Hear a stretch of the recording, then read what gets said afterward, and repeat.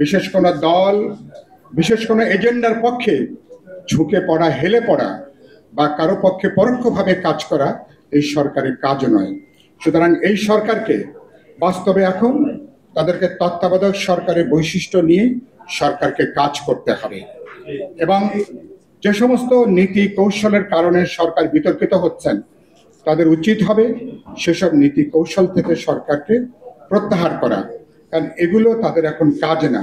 পরবর্তী নির্বাচিত সরকার, পার্লামেন্টে যারা আসবেন, সরকার গঠন করবেন, তারা প্রয়োজন বোধে আমার বন্দর সহ অন্যান্য আমার নিরাপত্তার ইস্যু অনেকগুলো প্রশ্ন আছে, এসব ব্যাপারে তারা সিদ্ধান্তটা তারা গ্রহণ করবেন।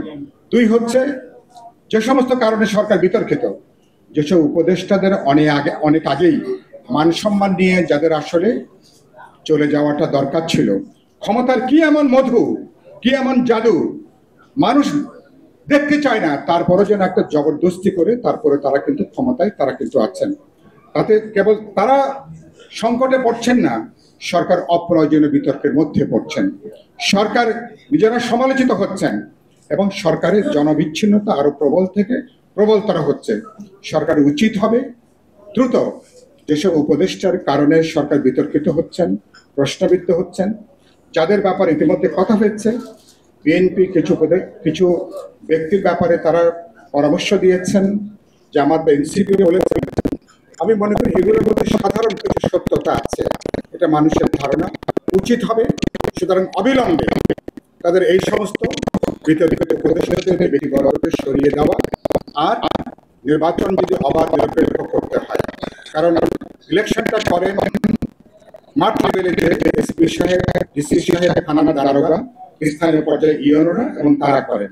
সুতরাং সরকারের দিক থেকে কোন রাজনৈতিক পক্ষপাতমূলক কোন ভূমিকা আমরা কিন্তু দেখতে চাইব না। আরেকটা কথা খুবই গুরুত্বপূর্ণ, সে কথাটা হচ্ছে যেটা আমরা দেখছি যে 14 মাস পার হয়েছে, এখনো পর্যন্ত সরকার কিন্তু তার এই নিরপেক্ষতার পরীক্ষায় সরকার কিন্তু পাশ করতে পারেনি। আমরা অনেক চেষ্টা করছি সরকারকে কোনোভাবে পাশ করিয়ে দেওয়ার জন্য। কেউ নিজে যদি পাশ করতে না চায় তাহলে কিন্তু অন্য কেউ কি তাকে কি মানে পাশ করিয়ে দেওয়ার ক্ষমতা রাখে? তাকে তো ক্ষমতা রাখে না।